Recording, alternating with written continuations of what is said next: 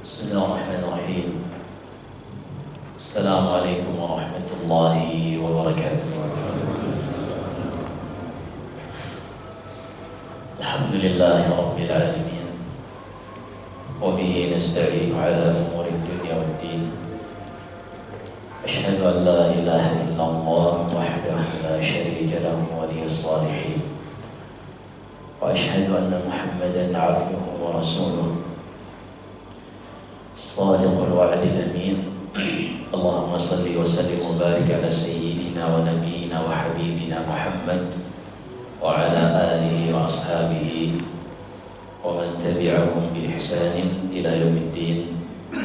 أما بعد.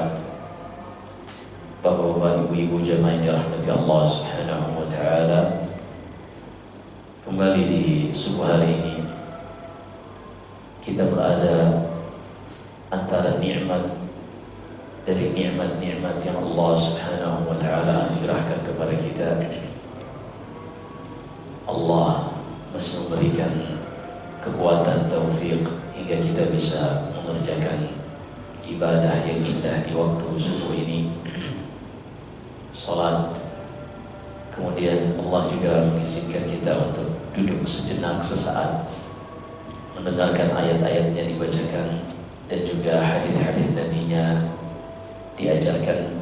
Semoga dengannya kita mengharapkan Allah Subhanahu wa taala merahmati kita semua. Dan di pagi hari ini kita akan lanjutkan pembahasan tentang kitab Tauhid. Pada bab tentang tafsir tauhid dan makna dari syahadat la ilaha illallah. Penulis kitab Tauhid Syekh Khalid bin Sulaiman Al-Tamimi rahimahullah, sebagaimana kebiasaan para ulama dahulu, mereka ketika mendefinisikan sesuatu, menjelaskan tentang sesuatu, mereka tidak akan mendahului Allah dan Rasulnya. Sebagaimana bentuk implementasi dari firman Allah di dalam surat Al-Hujurat ayat 1, kata Allah, Ya ayyuhalladzina amanu la tuqaddimu baina yaday Allahi wa rasulih. Wahai orang-orang beriman, janganlah kalian mendahului Allah dan Rasulnya. Maka di dalam menjelaskan agama ini, ahli sunnah wal jamaah mereka meyakini bahwasanya sumber masdar talaqqi, satu-satunya sumber yang dijadikan rujukan di dalam kita meyakini sesuatu, mengucapkan sesuatu tentang agama, demikian pula melakukan sesuatu tentang agama kita, harus disandarkan kepada Al-Quran dan hadis-hadis Nabi Sallallahu Alaihi Wasallam.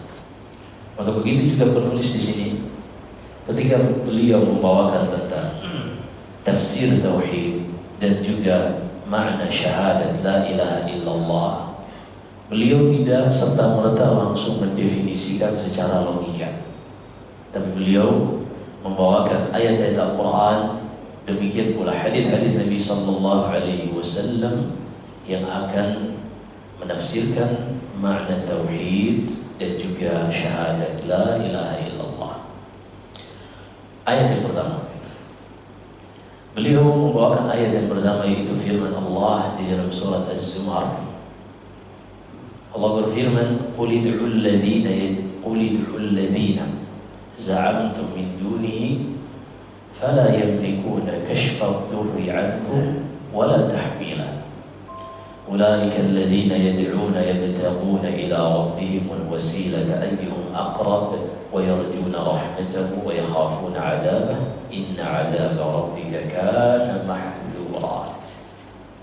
Kata Allah Subhanahu wa taala berbicara kepada orang-orang musyrikin, baik itu dari kalangan ahlul kitab Yahudi dan Nasara, begitu juga dari kalangan musyrikin Arab. Apa kata Allah? Katakan kepada mereka, wahai Muhammad, objek-objek yang kalian seru selain Allah, Tuhan-Tuhan yang kalian ibadahi selain Allah, yang menurut klaim kalian mereka adalah Tuhan, yang menurut klaim kalian mereka adalah Tuhan, seperti misalnya orang Nasara yang menyembah Yesus, orang Yahud yang sebagian dari mereka beribadah kepada Uzair, Nabi Uzair. Begitu juga orang-orang musyrikin Arab dari kalangan jahiliyah, mereka menyembah malaikat. Juga ada di antara mereka yang menyembah jin. Juga ada di antara mereka yang menyembah orang-orang saleh, seperti yang sudah kita sebutkan tentang kaumnya Nabi Nuh. Jadi ada orang saleh yang sudah meninggal, lalu mereka datangi kuburannya, atau mereka sembah patung atau lukisannya. Kata Allah Subhanahu wa ta'ala tentang semua objek-objek yang diibadahi selain Allah ini, Allah berfirman, qul ud'u alladhina za'amtum min dunih. Katakan kepada mereka, wahai Muhammad, objek-objek yang kalian seru, yang kalian klaim selain Allah sebagai Tuhan, kalau seandainya aku ditimpa suatu musibah, apakah objek-objek tersebut bisa mengangkat musibah itu dariku? Tidak bisa.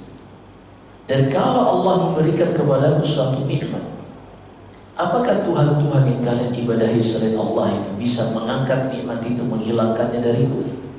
Juga tidak bisa. Kemudian kata Allah, kenapa tidak bisa? Kenapa Isa ibnu Maryam yang mereka sebut sebagai Yesus tidak bisa menyembuhkan, tidak bisa memberi penyakit, tidak bisa memberi rezeki, tidak bisa melakukan dan seterusnya? Demikian pula malaikat, demikian pula yang diibadahi selain Allah. Apapun yang diklaim oleh manusia, juga termasuk bintang, bulan, dan matahari yang diibadahi oleh orang-orang Sabi'ah yang berada di negeri Harran antara Irak dengan Syam.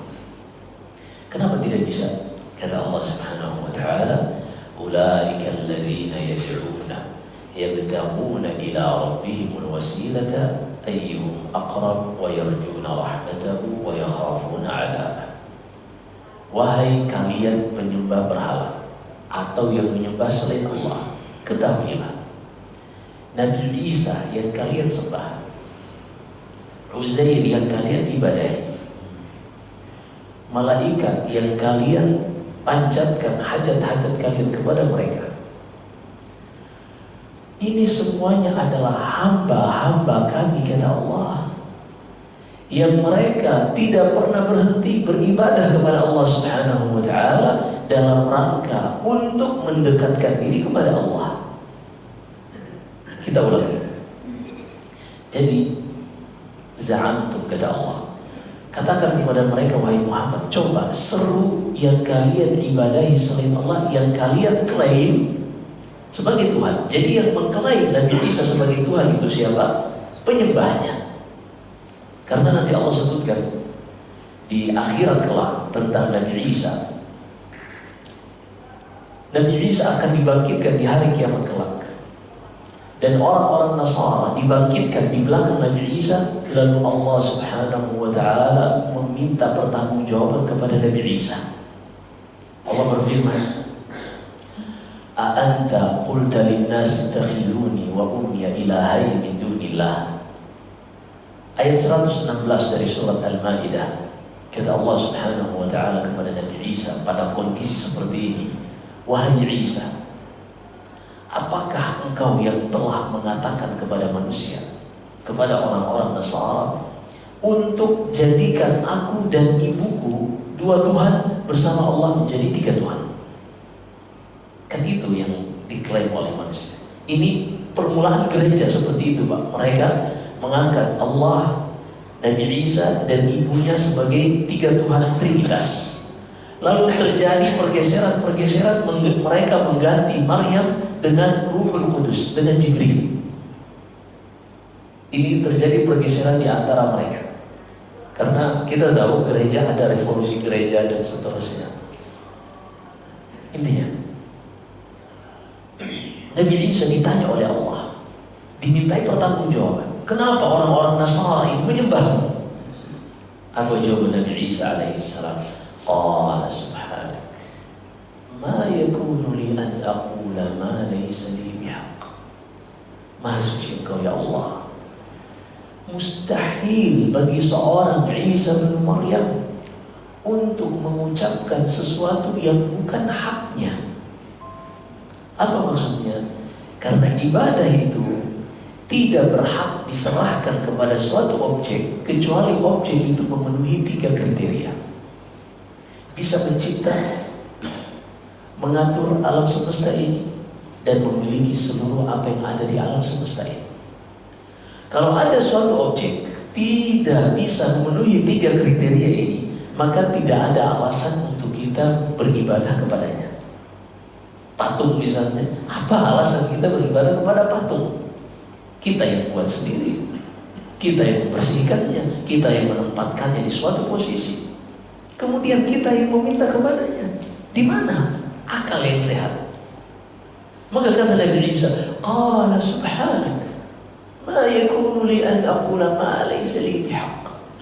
Masjid Kau ya Allah, enggak mungkin, mustahil bagi seorang Isa, hamba Allah, untuk mengklaim, mengucapkan sesuatu yang bukan haknya. Akhirnya ditanyalah orang-orang Nasrani, apa pernah ada ucapan dari Isa memerintahkan kalian untuk mengangkatnya dan ibunya sebagai Tuhan? Ternyata tidak ada. Justru ucapan Nabi Isa di dalam surat Maryam, qala inni abdullah atani al-kitab wa ja'alani nabiyya. Wahai Bani Israel, kata Isa, padahal ia baru saja dilahirkan, mukjizat salah satunya diberikan kepadanya adalah bisa berbicara ketika masih bayi. Ia mengatakan, wahai Bani Israel, aku ini hanya hamba Allah, makhluk ciptaan Allah, tidak memiliki sedikit pun kemampuan mencipta, mengatur, memiliki apa yang ada di alam semesta ini. Semuanya itu milik Allah. Aku hanyalah salah satu hamba yang Allah berikan nikmat dengan Ia menjadikan aku sebagai seorang nabi, dan Ia menjadikan aku penuh berkah dimanapun aku berada. Maka ini yang dikatakan oleh Allah Subhanahu wa Ta'ala kepada orang-orang yang menyuruh dan mengklaim selain Allah sebagai Tuhan. Ulaika alladzina yad'una yabtaghuna ila rabbihimul wasilah ayyuhum aqrab. Wahai orang-orang musyrikin, orang-orang yang menyembah dan menyeru kepada selain Allah, yang kalian seru itu adalah hamba-hamba kami, hamba-hamba kami yang mereka senantiasa berusaha melakukan ibadah agar bisa mendekat di sisi Allah Subhanahu wa Ta'ala. Kok bisa-bisanya kalian menyuruh mereka dan tidak menyuruh Allah Subhanahu wa Ta'ala? Atau kalian menyetarakan mereka sama dengan Allah Subhanahu wa Ta'ala? Subhanallah. Kemudian kata Allah Subhanahu wa Ta'ala, ulaika alladzina yad'una yabtaghuna ila rabbihimul wasilata ayyuhum aqrab. Disebutkan Ibnu Katsir dalam tafsirnya. Ini Ibnu Katsir, seorang ulama besar dari madhab Syafi'i yang memiliki kitab yang terkenal, tafsir Ibnu Katsir.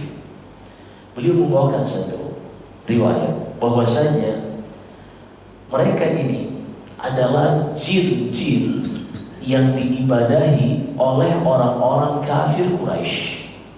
Jadi kafir Quraisy itu menyembah jin, yang mereka jin-jin yang diibadahi selain Allah ini ternyata jin-jin yang saleh, yang justru mereka selalu beribadah kepada Allah dan berlepas diri dari ibadahnya orang-orang musyrikin Arab.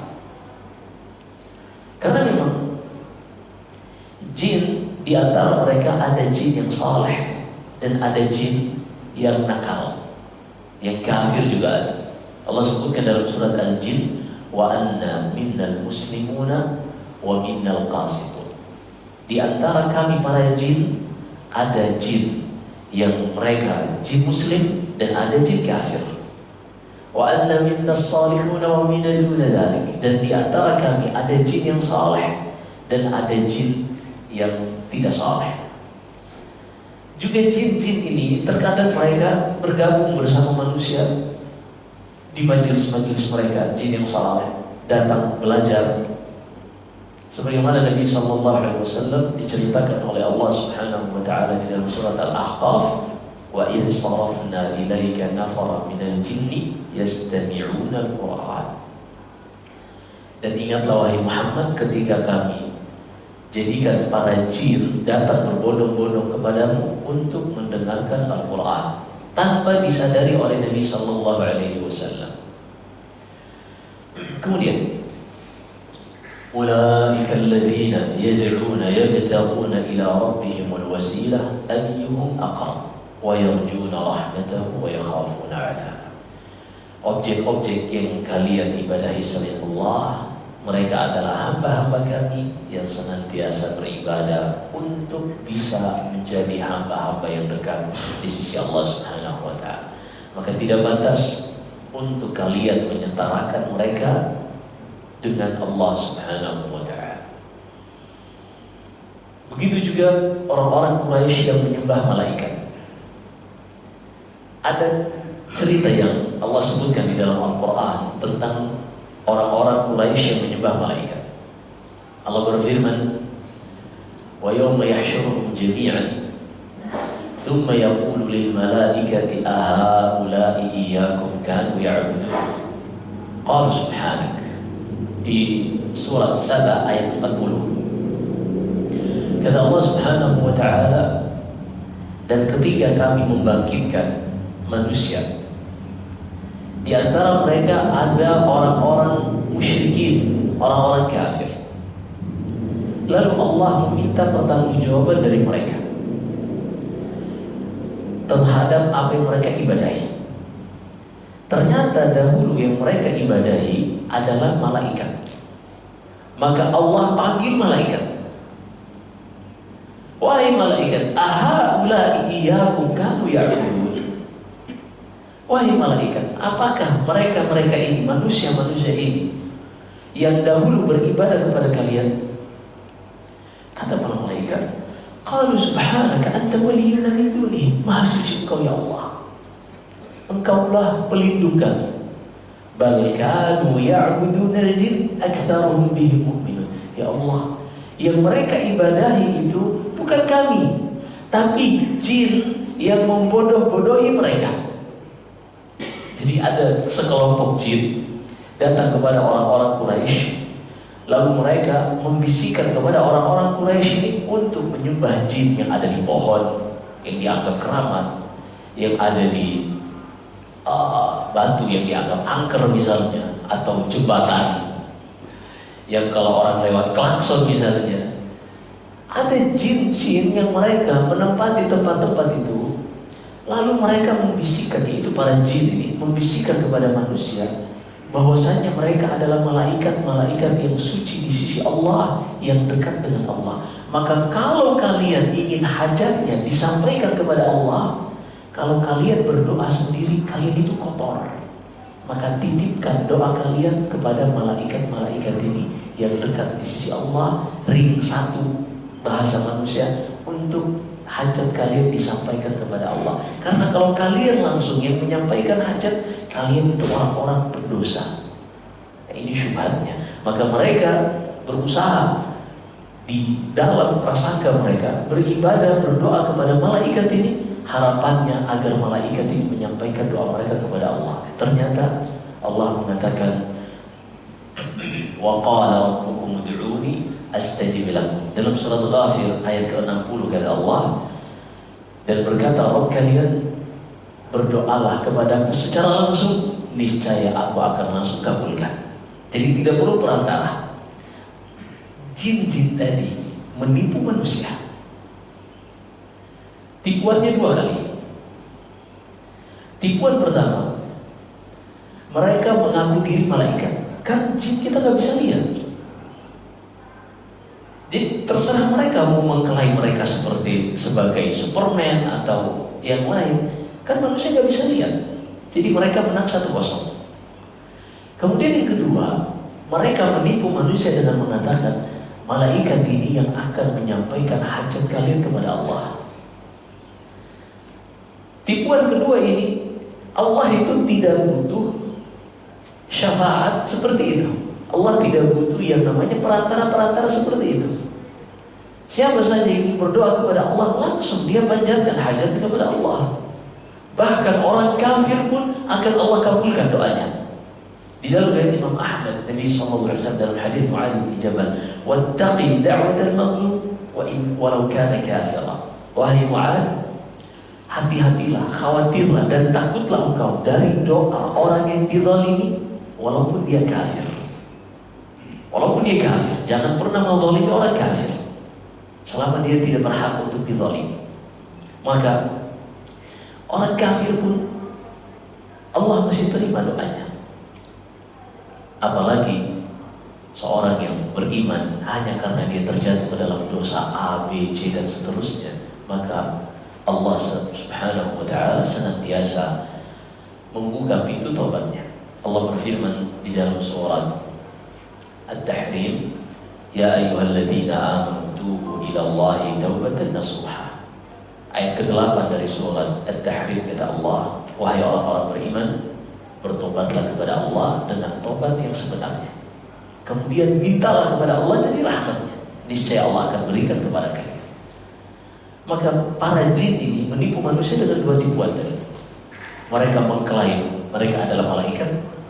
Kemudian yang kedua, mereka membodohi manusia bahwasanya kalau berdoa kepada Allah itu harus lewat makhluk-makhluk yang dekat di sisi Allah Subhanahu wa ta'ala.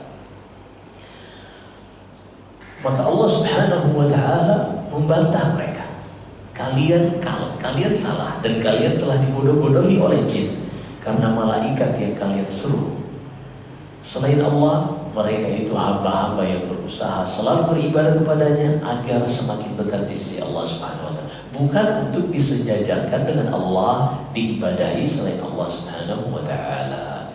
Baik. Kemudian penulis membawakan ayat yang kedua untuk menafsirkan tauhid. Artinya tafsir tauhid di sini yang pertama, ayat pertama, di dalam kita beribadah kepada Allah, kita tidak butuh yang namanya wasilah.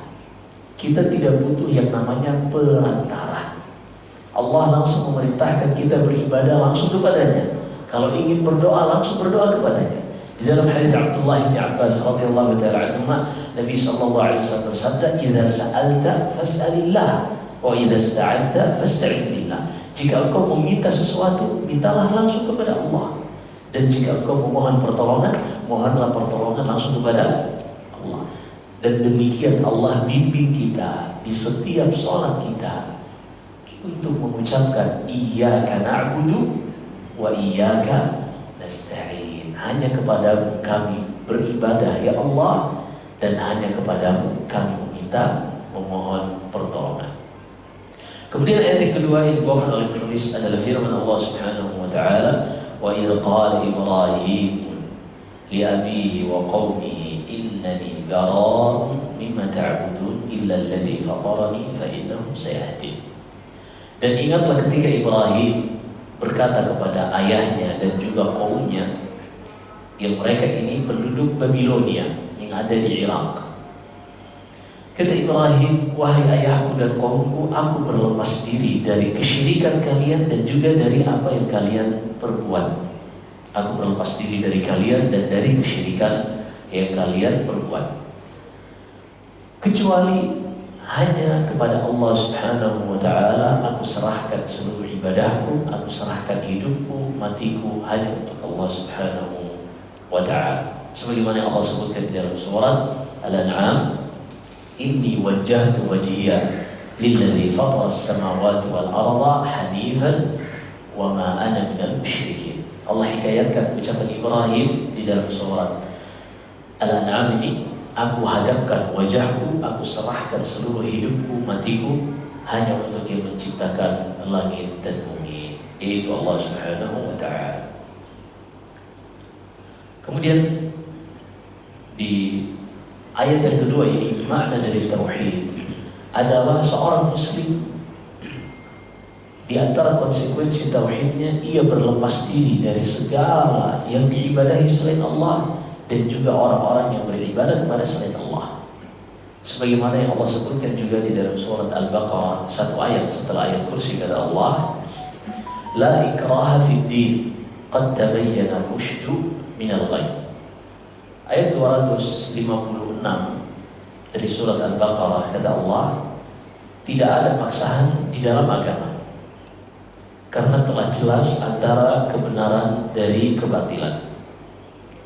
Kemudian kata Allah, فَمَنْ يَكْفُرْ بِالطَّاغُوتِ وَيُؤْمِنْ بِاللَّهِ فَقَدِ اسْتَمْسَكَ بِالْعُرْوَةِ الْوُثْقَى لَا انْفِصَامَ لَهَا. Siapa saja yang berlepas diri dari segala macam kesyirikan, segala yang diibadahi selain Allah, ia menjauhinya dan berlepas diri darinya, dan dia hanya berpegang dengan tali Allah, yaitu Islam, yaitu hanya beribadah kepada Allah, maka sungguh dia telah berpegang teguh dengan tali Allah Subhanahu wa ta'ala. Dialah muslim yang hakiki, yang berada di atas tauhid.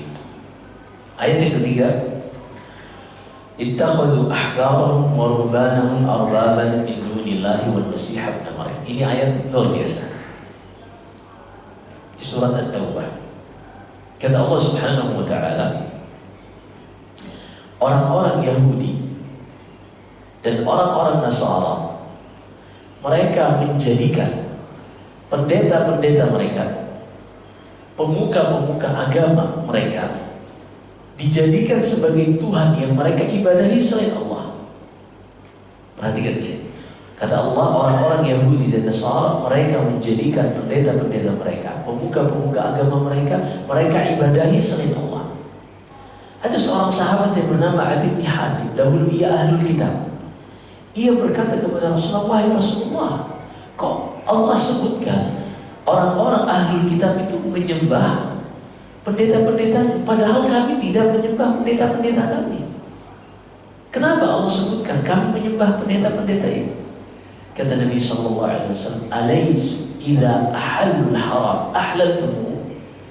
Bukankah ketika pendeta kalian dahulu menghalalkan apa yang Allah haramkan, kalian ikut menghalalkannya? Demikian pula sebaliknya, ketika mereka mengharamkan apa yang Allah halalkan, kalian pun ikut mengharamkannya. Fatilka ibadatuhum, itulah bentuk beribadah kepada pendeta-pendeta kalian. Maka di antara konsekuensi tauhid adalah pada perkara halal dan haram. Halal dan haram ini tidak diserahkan kepada logika manusia, sehingga seorang yang merasa memiliki kedudukan di suatu masyarakat, dia berhak untuk menghalalkan sesuatu atau mengharamkan sesuatu. Ini gak boleh.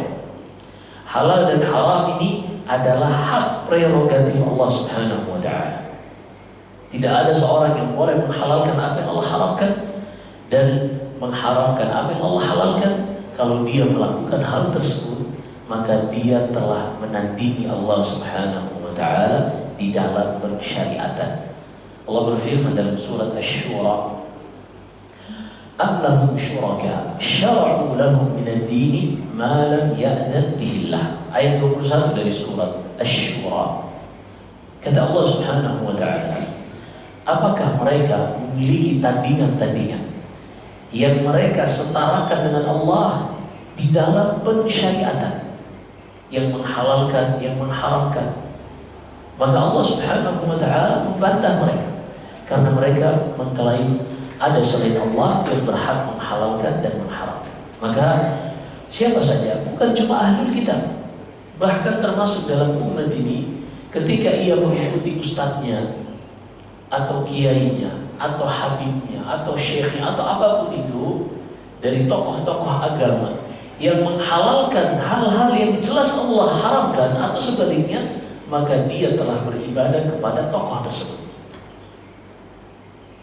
Misalnya ada seorang tokoh yang dia menghalalkan perzinahan, na'udzubillah, bahkan dijadikan salah satu bahan disertasi misalnya, maka dia telah menandingi Allah Subhanahu wa ta'ala dalam pensyariatan.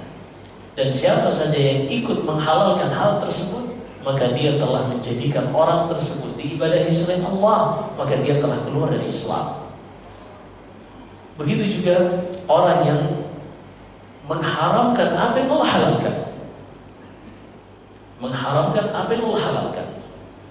Apa hukumnya makan gula pasir? Halal. Gimana kalau seorang mengharamkannya? Maka dia telah menandingi Allah di dalam pensyariatan. Terus Ustaz, gimana dong orang gak mau makan gula? Bedakan antara dia tidak makan gula dan dia mengharamkan gula. Ini dua hal yang berbeda. Kalau dia mengharamkan gula, haram ini adalah hukum. Adapun tidak makan gula adalah pilihan. Jadi bedakan dua hal ini. Sama seperti ini, kita singgung sedikit karena sering ditanyakan pada bab menghalalkan, mengharamkan, setuju atau tidak setuju. Ini biasanya dijadikan modus oleh para laki-laki kepada istri-istri mereka tentang perkara poligami. Katanya poligami ini syariat Allah. Nanti kamu kalau nggak setuju di poligami, kamu menentang syariat Allah. Maka ini tidak benar. Bedakan antara dia menolak syariat poligami dengan seorang wanita tidak mau dipoligami. Ini dua hal yang berbeda. Jangan dijadikan modus untuk menekan seorang wanita. Kalau dia menolak poligami dengan mengatakan poligami itu adalah syariat yang zalim dan seterusnya, maka dia telah menandingi Allah Subhanahu wa taala dan menentang hukum Allah. Tapi kalau dia mengatakan, aduh saya tidak siap, maka ini pilihan dia. Seperti dia melihat di hadapannya ada makanan yang lagi gak pengen makan, sah. Atau dia lagi jaga gula darah misalnya, dia gak mau makan karbohidrat misalnya, maka ini sah. Dia mau diet dan seterusnya, sah. Tapi kalau dia sudah berbicara tentang tidak setuju dengan suatu hukum, atau dia mengatakan hukum ini tidak adil dan seterusnya, sementara itu adalah syariat Allah, maka dia telah menentang Allah Subhanahu wa ta'ala. Jadi bedakan dua hal ini. Dan bapak-bapak jangan dijadikan modus. Karena ada sebagian, Ustaz, apa benar suami Anda bilang kalau Anda menolak dipoligami maka Anda telah menolak syariat Allah Subhanahu wa ta'ala? Wah, ini suaminya offside di dalam menakut-nakuti istri. Ini gak boleh seperti itu. Jadi, dan memang terkadang seorang istri melihat suaminya gak layak, dia mengatakan gak siap untuk dipoligami. Iya. Misalnya gaji cuma UMR, dia memaksakan diri untuk poligami. Atau mungkin secara fisik tidak mendukung, tapi memaksakan diri untuk poligami. Ini nyari kerjaan, ini nyari gara-gara. Intinya syariat itu, apa yang Allah sebutkan semuanya indah. Karena kita sudah pernah jelaskan, Allah di dalam menetapkan syariat, Allah tidak memiliki kepentingan di dalamnya. Allah tidak ada kemaslahatan di dalam mensyariatkan hukum bagi manusia. Allah berfirman di dalam surat Ad-Dariyat, "Wa ma khalaqtul jinna wal insa illa liya'budun, ma uridu minhum min rizqin wa ma uridu an yut'imun." Kata Allah Subhanahu wa ta'ala, tidaklah aku ciptakan jin dan manusia kecuali hanya untuk beribadah kepada Allah. Beribadah kepada Allah itu dengan syariatnya. Ketika Allah menetapkan syariat ini, kata Allah, aku tidak menginginkan dari mereka rezeki, dan aku tidak mengharapkan dari mereka untuk memberiku makan. Innallaha huwa razzaqu dzul quwwatil matin. Karena Allah dialah yang memberi rezeki. Maka ketika Allah menetapkan hukum, menetapkan syariat, Allah tidak ada kepentingan di dalamnya. Karena Allah tidak butuh dengan siapapun. Qul huwallahu ahad, Allahu as-samad. Arti as-samad yang berdiri sendiri, yang tidak butuh dengan selainnya. Maka di dalam menetapkan syariat, tujuannya adalah agar menjadi kemaslahatan bagi manusia.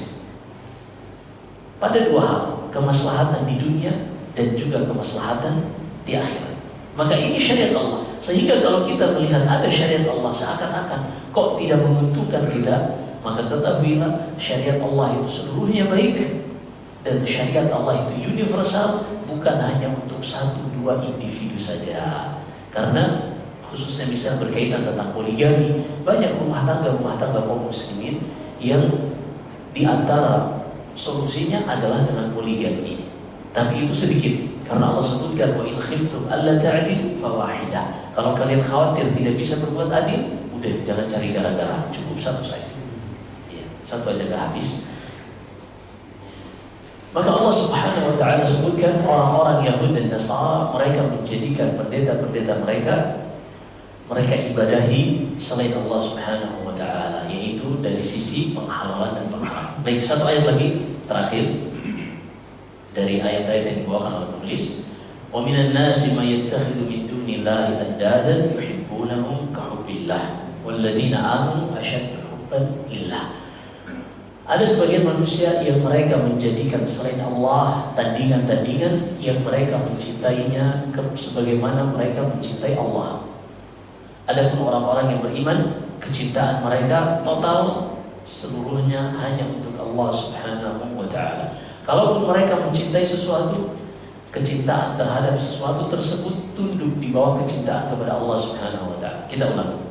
Terkadang seorang mencintai anaknya, mencintai istrinya, atau istri mencintai suami, atau dia mencintai harta. Benar, hati kita cinta kepada objek-objek tersebut. Tapi ketika keimanan kita benar-benar jujur kepada Allah, maka kecintaan kita kepada Allah mengalahkan kecintaan kita kepada seluruhnya. Apa maksudnya?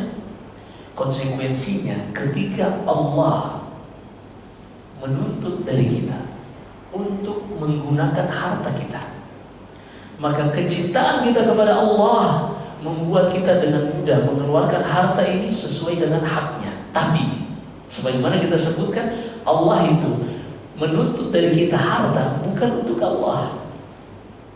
Ketika kita bersedekah untuk siapa? Untuk memberikan kepada saudara-saudara kita yang kekurangan.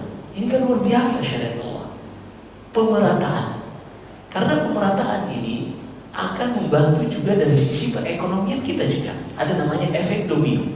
Karena kalau masyarakat kita semuanya tidak ada yang miskin lagi, semua sudah kelas menengah misalnya, maka jual beli itu akan semakin bergeliat, yang berkonsekuensi pada bisnis kita juga akan semakin terdampak positif. Maka Allah Subhanahu wa taala menuntut kita misalnya mengeluarkan harta ketika kecintaan kita totalitas untuk Allah, maka semua yang Allah minta akan kita serahkan. Begitu juga tentang waktu kita. Waktu kita yang kita mungkin merasa orang paling sibuk, ketika Allah panggil kita, hayya 'alas shalah, ayo mari salat. Nanti kalian akan dapatkan hayya 'alal falah, kalian akan mendapatkan kebahagiaan. Maka ketika kecintaannya kepada tidur di waktu subuh misalnya, dipanggil dengan as-salatu khairum minan naum, dia langsung bangkit, berwudu, langsung mendatangi yang ia cintai untuk mendapatkan ridha yang ia cintai, yaitu dari Allah Subhanahu wa taala. Begitu kita mencintai. Begitu juga ketika seorang istri misalnya, atau seorang suami terhadap istrinya, saling mencintai. Tapi ketika istri menuntut sesuatu yang haram, yang Allah haramkan, mas, itu di kantor kayaknya ada kertas lebih itu, tolong ambil untuk di rumah. Padahal fasilitas kantor haram bagi suami tersebut untuk menuruti istri. Atau misalnya suaminya polisi misalnya, kok polisi-polisi yang lain sih pada kaya, kamu kerek misalnya. Coba manfaatkan. Nah, ini gak boleh. Kecintaan kita kepada istri tidak boleh membuat kita melanggar syariat Allah Subhanahu wa ta'ala. Kok yang lain, pejabat-pejabat lain pada kaya, istri-istri mereka gelangnya Masya Allah bisa 3 ton di lengannya misalnya. Kamu gak pernah ngasih sesuatu, udah sabar. Karena yang paling kita cintai adalah Allah, dan segala sesuatu yang tunduk di bawah kecintaan kepada Allah. Dan ini adalah kecintaan yang sesungguhnya di antara makna mentauhidkan Allah Subhanahu wa ta'ala. Kemudian yang terakhir dari hadis, beliau hanya membawakan satu hadis, man qala la ilaha illallah wa kafara bima yu'badu min dunillah harama maluhu wa damuhu wa hisabuhu 'ala Allah. Ini banyak dalam Sahih Bukhari, Sahih Muslim dan selainnya. Nabi sallallahu alaihi wasallam bersabda, siapa saja yang mengucapkan la ilaha illallah kemudian dia meninggalkan berlepas diri dari segala yang diibadahi kepada selain Allah, maka dia telah menjaga hartanya, telah menjaga nyawanya dan kehormatan. Artinya, siapa saja yang sudah mengucapkan la ilaha illallah, maka haram bagi siapapun untuk menumpahkan darahnya, untuk mengambil hartanya atau menjatuhkan kehormatannya. Baik, selesai kita dari bab tentang tafsir tauhid dan juga makna la ilaha illallah yang semuanya bermuara pada satu makna, satu substansi, yaitu pengesaan Allah Subhanahu wa taala. Baik itu di dalam peribadahan, kita tidak butuh yang namanya wasilah, kita tidak butuh yang namanya perantara, baik itu malaikat, jin atau orang-orang yang dianggap soleh, kita tidak butuh. Iya. Ustaz, katanya pekan lalu boleh Ustaz kita bertawassul dengan doa orang soleh. Iya. Perhatikan, kita bertawassul kepada orang solehnya atau kita meminta dia mendoakan kita kepada Allah? Kita meminta dia mendoakan kita kepada Allah. Jadi kita bukan bertawassul dengan zat orang ini, tapi kita bertawassul dengan ibadah, doa. Sebagaimana kita juga bertawassul dengan ketika misalnya yang disebutkan dalam Sahih Bukhari, 3 orang yang terperangkap dalam goa. Mereka mengatakan ketika hujan mereka masuk ke dalam goa, tiba-tiba ada batu yang jatuh dan menutupi mulut goa. Ini disebutkan dalam Sahih Bukhari dan Sahih Muslim. Lalu mereka pun mengatakan, ini kita gak akan bisa keluar dengan kemampuan kita. Maka mari kita berdoa kepada Allah dengan bertawassul, menyebutkan amal-amal soleh yang kita lakukan. Maka salah seorang di antara mereka berdoa dengan bertawassul mengatakan, ya Allah, dahulu aku pernah menyewa jasa seseorang untuk bekerja sebagai karyawanku. Di akhir bulan orang ini pergi dan belum menerima upahnya. Upahnya ada di tanganku, maka upahnya ini aku putar, gajinya ini aku putar, aku beliin kambing, hingga akhirnya kambing ini beranak pinak. Lalu orang tersebut setelah beberapa tahun datang dan dia mengatakan, wahai fulan, dulu aku belum ambil gajiku, sekarang berikan. Lalu aku pun menunjukkan kepadanya, ini kambing-kambing milikku. Lalu kata orang, wahai fulan, ente jangan ngejek anak, ente jangan mempermainkan anak, ane cuma minta gaji ane doang. Katanya, ini gaji ente, anak udah beliin, anak investasiin jadi kambing yang banyak ini. Akhirnya diambil semuanya dan dia tidak menyisakan satupun. Diambil semuanya, tidak menyisakan satupun. Dan aku merasa ridho dengan itu, ya Allah. Kalau memang amalan yang aku lakukan ini ikhlas karena mengharapkan wajah-Mu, ya Allah, maka izinkanlah kami keluar dari goa ini. Maka seketika itu pun goa ini, batu ini bergeser, namun mereka belum bisa keluar. Orang kedua bertawassul dan seterusnya. Intinya ringkas, kita bertawassul dengan amalan, bukan dengan zat manusia. Terus kenapa kita tidak boleh bertawassul dengan orang yang sudah meninggal misalnya? Pertanyaannya, orang yang sudah meninggal bisa berdoa tidak? Mereka sudah terputus. Di dalam hadis Abu Hurairah di Sahih Muslim dan selainnya, idza mata al-insan inqata'a amaluhu illa min thalath.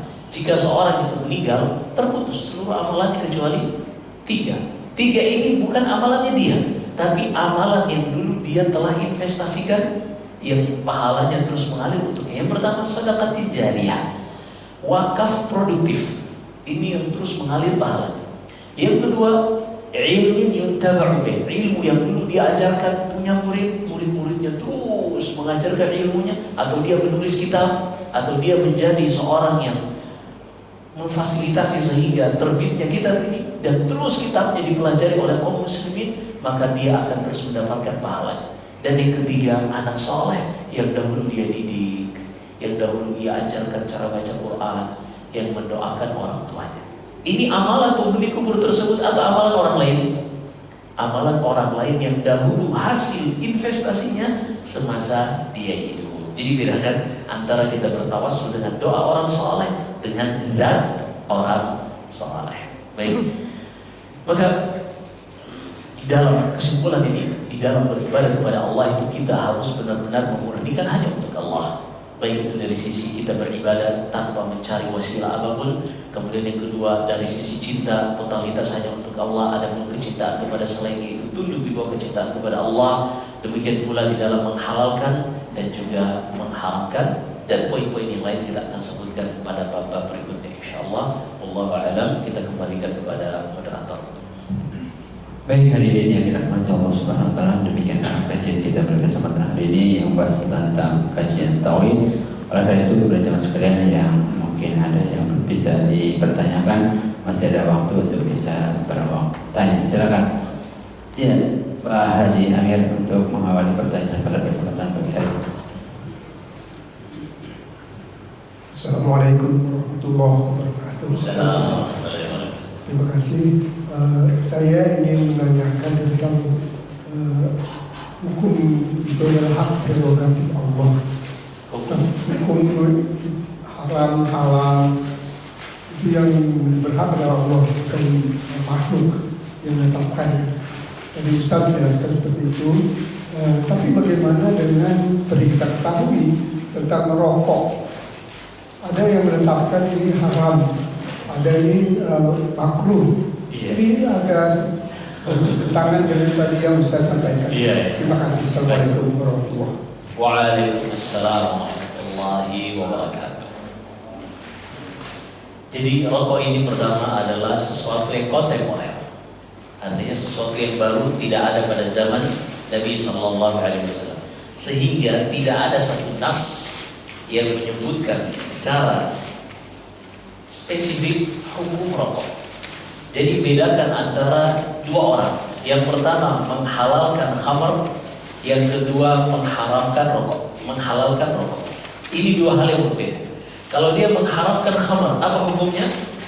Kafir. Kenapa? Karena khamar disebutkan di dalam surat Al-Maidah, Allah berfirman, "Innamal khamru wal maisiru wal ansab wal azlam rijsun min 'amali syaitan fajtanibuh."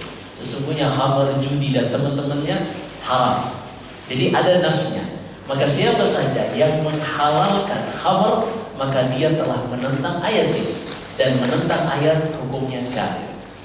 Adapun rokok, tidak ada ayat Al-Quran yang menjelaskannya secara spesifik, tidak ada pula hadis, karena rokok ini adalah perkara kontemporer. Tapi agama kita, agama yang Allah jadikan memiliki kaidah, sehingga para ulama mazhab yang empat, dasar pengambilan hukum mereka ada 4 yang disepakati. Pertama, ayat Al-Quran. Yang kedua, hadis. Yang ketiga, ijma'. Yang keempat, qiyas.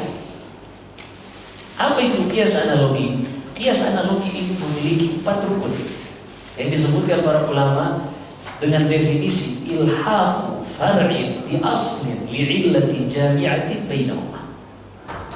Jadi qiyas ini adalah menganalogikan perkara kontemporer yang ada di zaman sekarang dengan perkara yang sudah ada di zaman Nabi pada suatu hukum, dikarenakan adanya illah, dikarenakan adanya kesamaan alasan. Jadi ada 4 hal, Pak. Pertama, objek kontemporer, rukun qiyas. Kemudian objek klasik di zaman Nabi. Kemudian yang ketiga, illah. Illah itu alasan hukum. Karena kan di dalam pengharaman khamar misalnya kata Allah, wa ismuhuma akbaru min naf'ihima.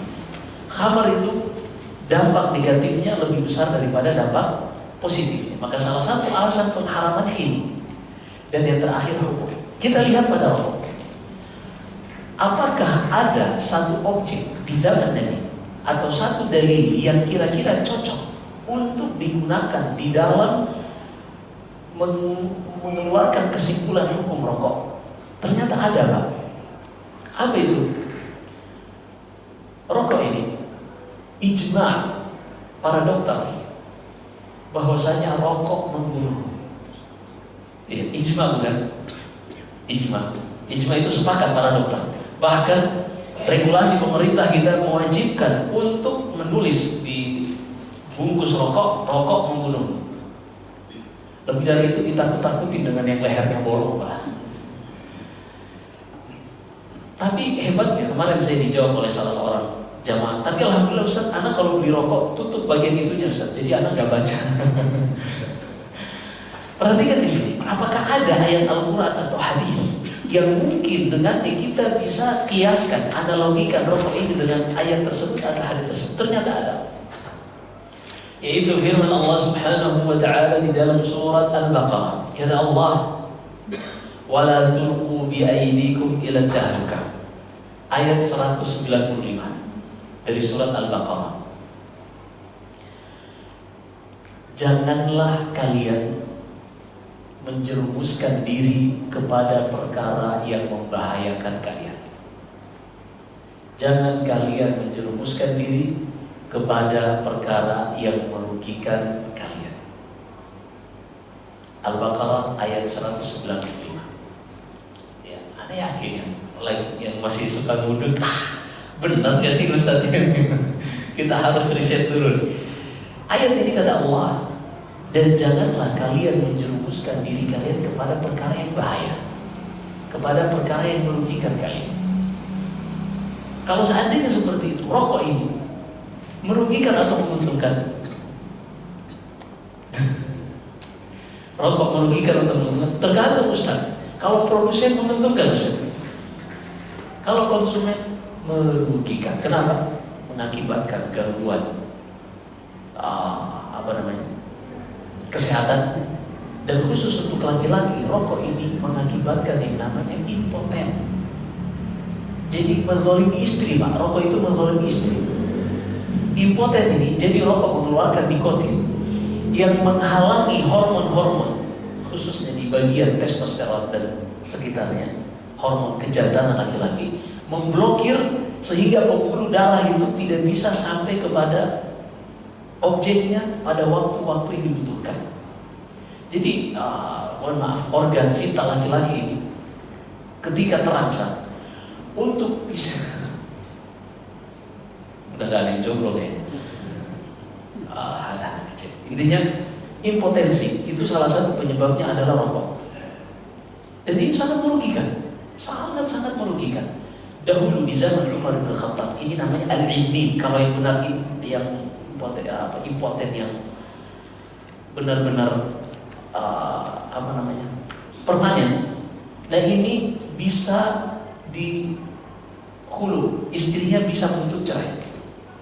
Tapi kalau yang cuma temporer saja, yang bisa diobati, maka istrinya disuruh untuk bersabar sampai suaminya terapi agar bisa sembuh kembali.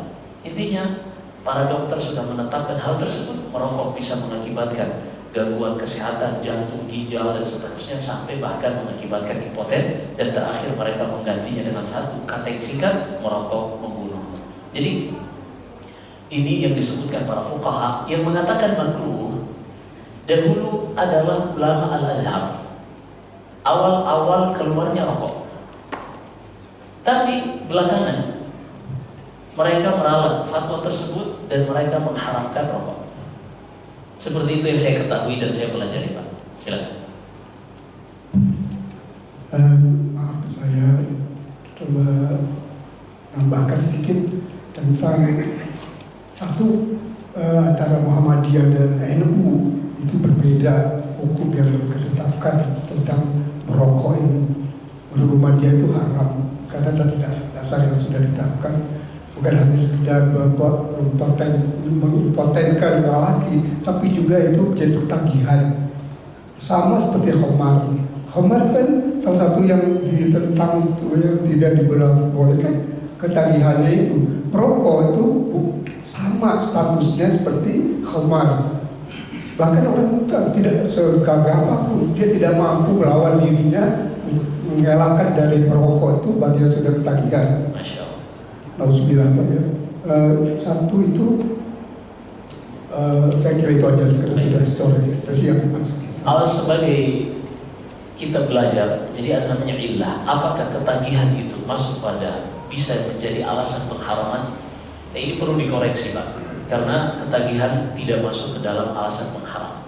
Kenapa? Karena banyak hal-hal yang kita nagih tapi tidak haram. Seperti misalnya nasi padang nagih, Pak. Walaupun mungkin bukan madhab Minang, tapi madhab yang lain. Ya, jadi tidak semua yang mengakibatkan ketagihan itu haram. Apalagi pengantin baru lagi. Iya, silakan. Ada lagi yang ingin bertanya? Baik, silakan. Berikutnya ya Pak Beran, silakan. Assalamualaikum warahmatullahi wabarakatuh. Assalamualaikum. Semoga Ustaz dan Bapak memberikan keberkahan dari Allah Subhanahu wa taala. Amin. Ustaz, saya mau nanya tadi tentang wakaf produktif ya. Wakaf produktif itu kan sebaiknya dilakukan pada saat yang bersangkutan masih hidup gitu ya. Bagaimana jika seandainya orang yang ingin mempunyai melakukan wakaf produktif itu dilakukan oleh setelah dari anak-anaknya gitu. Maksudnya Inisiatif anak-anaknya kepada orang tuanya sudah meninggal. Apakah sama dari sisi, karena kalau sudah meninggal kan akan berlaku hukum waris ya.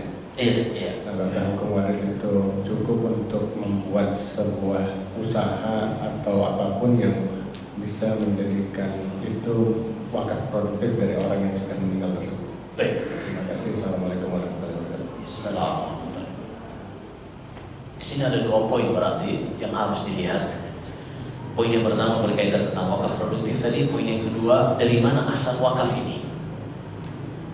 Karena mungkin orang tuanya, jadi dia punya banyak anak-anak, orang tuanya dahulu punya harta misalnya. Ketika meninggal, dia belum mewasiatkan untuk wakaf misalnya. Maka kira-kira anak-anak yang boleh nggak sebelum mereka membagikan harta warisan, mereka ambil porsi dari harta yang ditinggalkan untuk wakaf? Maka kalau seperti itu, ketahuilah ketika seorang menghembuskan nafas terakhir, maka hartanya untuk 4 hal. Ketika seorang menghembuskan nafas terakhir, maka hartanya hanya untuk 4 hal. Berkata Al-Ja'bari dalam manzumahnya, "Idza mata dzu malin fa min ra'si malihi mu'natuhu qaddim 'ala ad-daini awwala wa ba'da wafa'i ad-daini amdi wasiyatan min thuluthi waqsim ma tabaqqa mufassal." Jika seorang meninggal, hartanya hanya untuk 4 hal. Yang pertama biaya penyelenggaraan jenazah, yang kedua adalah bayar utang, yang ketiga menunaikan wasiat yang tidak boleh lebih dari 1/3, dan yang keempat baru dibagikan menjadi harta warisan. Tidak ada wakaf produktif. Tidak ada. Kalau seandainya anak-anaknya sepakat, lalu mereka mengatakan, waduh kasihan ibu kita atau ayah kita dulu kerja capek mendidik kita, sekarang meninggal, udah gak ada lagi amalan, ayo kita bangunkan masjid misalnya untuk orang tua kita, atau kita bangunkan suatu usaha kontrakan 40 pintu misalnya. Nanti hasil dari sewa kontrakan ini tiap bulannya atau tiap tahunnya kita akan sedekahkan kepada fakir miskin, anak-anak yatim, untuk menjadi wakaf yang terus mengalir, sedekah yang terus mengalir bagi orang tua kita. Nanti tahun depan ada lagi hasilnya dari kontrakan tersebut, disedekahin lagi, begitu seterusnya. Nah, perhatikan di sini, masuk ke dalam bab yang disebutkan dalam Sahih Bukhari, ada seorang laki-laki datang kepada Nabi SAW lalu mengatakan, "Ya Rasulullah, inna ummi matat wa lam tusi, afa atasaddaqu anha?" Wahai Rasulullah, ibuku wafat dan dia tidak meninggalkan wasiat untuk wakaf. Boleh enggak aku bersedekah mewakafkan atas nama ibu aku? Jadi aku yang melakukannya tapi niatnya untuk orang tua. Kata Nabi SAW, "Na'am, iya, boleh."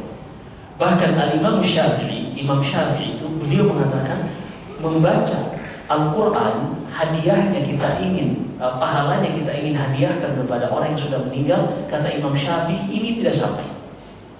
Dinukil Ibnu Katsir di dalam kitabnya tafsir pada firman Allah surat An-Najm, wa alaysa lil insani illa ma sa'a, dan bukankah manusia itu hanya akan dibalas sesuai yang dia lakukan saja, dan bacaan Quran bukan perbuatannya.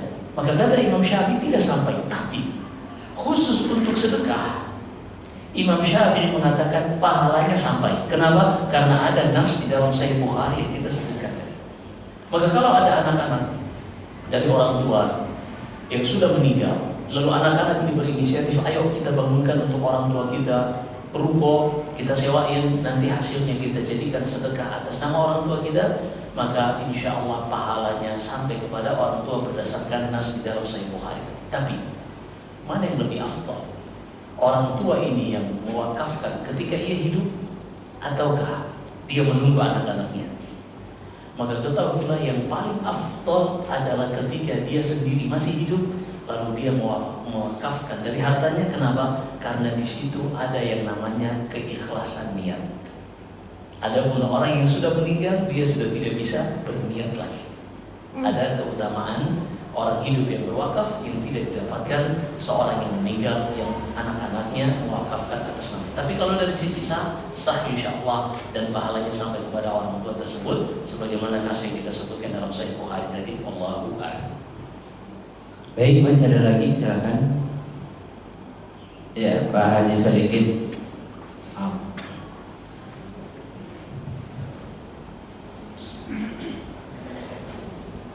Silakan, Pak. Assalamualaikum warahmatullahi wabarakatuh. Waalaikumsalam. Terima kasih Pak Ustaz. Dari tausiah pertama yang katakan masalah berbisik hati. Berbisik hati datang harus dari malaikat dan juga dari iblis. Iblis juga ada dari kafir dan Islam. Nah, pertama saya bagaimana untuk kita mengetahui apa ini bisikan dari malaikat, ini bisikan dari iblis kafir, ini iblis dari Islam. Yang benar yang kedua jin kafir dan jin muslim, Pak. Kalau iblis jin kafir, kita tahunya dari mana tuh? Wah, ini bisikannya dari malaikat nih. Ini bisikan dari jin kafir dan jin kafir Islam. Dan kedua, apa istilah? Ada istilah juga ilham. Apa bedanya? Nah, baik. Gampang Pak, cara tahu indikatornya Pak. Ketika kita buka HP, kemudian kita buka di HP kita, di situ ada dua aplikasi. Yang satu aplikasi Mushaf Al-Quran, yang satu aplikasi judi online. Maka kalau kita buka aplikasi Mushaf, berarti itu lammatu al-malaikah. Jadi kata Nabi SAW, inna lisyaitani fil insani lammatun wa inna lil malaki fil insani lammah. Ada namanya lammah. Itu tadi bisikan-bisikan tadi, itu betul Pak. Jadi iblis itu ketua jin. Jin yang pertama yang Allah ciptakan namanya iblis. Pengikut-pengikutnya bernama jin. Jin ini ada dua, ada jin yang soleh, ada jin yang kafir. Jin yang kafir ini namanya syaitan. Maka syaitan ini punya lammah. Dia selalu membisikkan di dalam hati kita. Bahkan di dalam Sahih Bukhari hadis Aisyah, "Ma min mauludin illa yulad wa lahu qarin." Tidak ada seorang pun yang terlahir melainkan ketika ia datang di muka bumi ini bersama qarin dari jin. Kita tuh punya qarin yang mengalir di dalam aliran darah kita, yang selalu membisikkan kejelekan kepada kita. Kapan kita mengetahui dia membisikkan? Ini adalah bisikan dari syaitan, dari jin. Ya, ketika kita buka aplikasi judi online atau buka situs-situs yang gak benar. Itu contoh di smartphone kita. Tapi kalau ternyata kita lagi gak ngapa-ngapain, nunggu di bandara atau nunggu di rumah lagi gak ngapa-ngapain, terus kita buka aplikasi Mushaf Al-Quran, ketahuilah itu adalah bisikan dari malaikat. Itu sederhananya Pak. Begitu juga yang lain. Ketika misalnya ada makhluk halus lewat Pak di jalan. Makhluk halus itu kalau kata orang Sunda makhluk halus. Ada perempuan lewat misalnya, lalu dia astagfirullah. Nah itu bisikan dari malaikat. Tapi kalau masya Allah, walaupun pakai masya Allah tapi syahwatnya masya Allah, ini mau dilihat haram, tidak dilihat mubazir. Astagfirullahaladzim. Itu nggak boleh ya, itu bisikan syaitan. Yang kedua tadi apa itu ilham? Nah, ilham itu adalah fathul ruhani. Kata Al-Imam An-Nawawi rahimahullah, ada namanya futuhat rabbaniyah.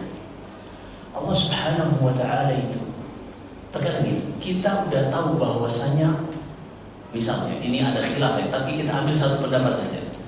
Kita tidak sedang berdebat. Misalnya kita tahu, oh Ustaz, ada ya ayat yang dengannya para ulama mengatakan rokok itu haram. Misalnya, kita udah tahu nih rokok haram. Dan begitu realitanya. Lalu di depannya ada rokok.